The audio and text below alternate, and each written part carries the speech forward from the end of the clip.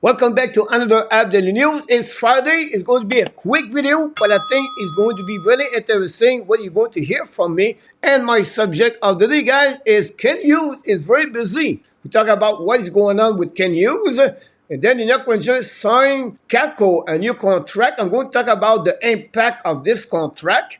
Then I'm going to talk about the NHL player on the market that could change the address during the offseason. Two players for the Montreal Canadiens.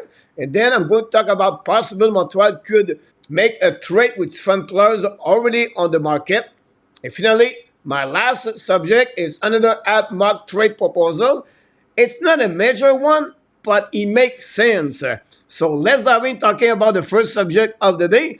It's Kent Hughes is really busy. Why? First of all, the RFA need to be signed at the end of the month. Situation for Barron, Xhekaj, and Ireland if they want them to come back with the Montreal Canadiens without to go on the arbitration. The Montreal Canadiens have to offer a contract to the three players. We'll see what could happen, and the date limit is June 30. On the flip side, we are 2 weeks prior the NHL Draft 2024.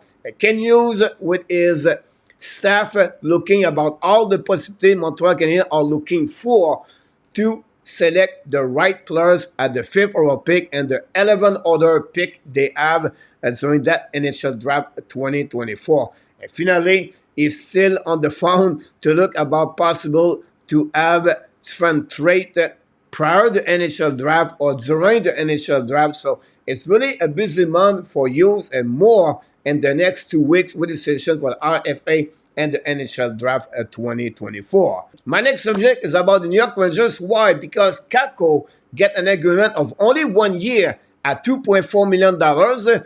And many of you thinking, oh, he's going to stay with the Rangers, think that way. Why? Because I feel like this amount of $2.4 million in only 1 year, this is a great opportunity for New York Rangers are looking for to trade Kakko to a specific team in NHL.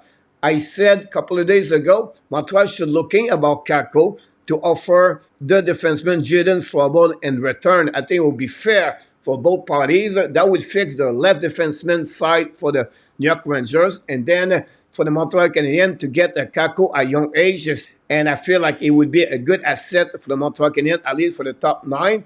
And then we'll see what could happen. But again, I feel like a good trade. And if you think it's not good enough with Strobel only, you can add a second-round pick or a third-round pick. But I feel like it would be a good trade for the Montreal Canadiens to get Kakko in return at $2.4 million. He fit very well on the template of the salary cap of the general manager Kent Hughes. My next subject is about the NHL players on the market.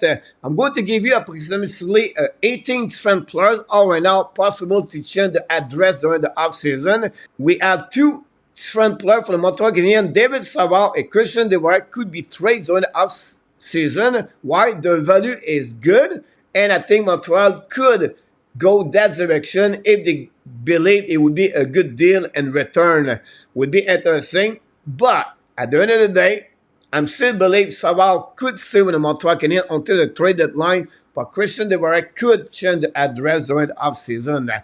Now, we have other players. Toronto, Mitch Marner, I feel he's going to stay with Toronto. Chikran, don't be surprised Chikran could be a deal for the Ottawa Senators. Ulmark for the Boston Bruins. We know the Bruins have to resign Swimmen RFA. It would cost them a lot of money, so Ulmark could fix a problem for a team that does not have a goaltender. Max Strom is another goaltender for the Calgary Flying, could be a trade to the New Jersey Devils example. Xhekaj from Anaheim. We have Natchez for the Carolina Hurricane. For Columbus, Patrick Laine. No. Not with the Montreal Canadiens. Mikheyev from the Vancouver Canucks. Look like he's on the market now. Canucks want to shrink the salary cap. Same situation with Nikolai Eller for the Winnipeg Jets. Kaliev requests a trade with the Los Angeles Kings. Pajot for the Islanders. Same situation like Mikheyev for the Vancouver. The Islanders want to drop that kind of money on the salary cap. Frost, 25 years old for the Flyers, is on the market now. Like Kakko, we just mentioned about his situation with New York Rangers. Manchepeni, Carolina $5.8 million for the Flame. I think Conrad maybe would like to trade Manjapani. Obviously, they have the same kind of season like he did 2 years ago with 35 goals. Roddy Smith, $5 million, 1-year contract remaining with the Pittsburgh Penguins. Maybe Pittsburgh would like to trade Smith. And finally, the Blues have two positions they would like to trade during summer. We have Brandon Saad plus a defenseman. It could be Tony Crook or Justin Falk. And don't forget, guys, Puchnevich is another player on the final year contract, could be traded on the offseason. And because of that situation, the NHL player on the market I just talked about, that would bring me my next subject of the day. And my subject of the day is about the mock trade proposal for the Montreal Canadiens. When you look about all the players on the market, you have three names pop up on my eyes. Morgan Frost for the Flyers, Kakko for the New York Rangers, and Kaliev. Now, I'm going to give you one proposal. It is going to be between the Montreal Canadiens and the Los Angeles Kings. This is a minor trade, but I think it will fit for the both parties, the Montreal and the Kings, and the players for the Montreal and the player for the King. Kaliev requests a trade. Kaliev move for the Kings to the Montreal Canadiens, and the Montreal Canadiens send back to the Kings Jesse Ylönen. Ylönen draft second-round pick a couple years ago by the Montreal Canadiens. Didn't have a great year. He is now an RFA and does not fit anymore, I believe, in the Montreal Canadiens for sure. And it would be a good opportunity for both players to change the scenery, try to have a better career, and maybe reach that kind of expectation of the thing was expect when they draft those players. And then remember,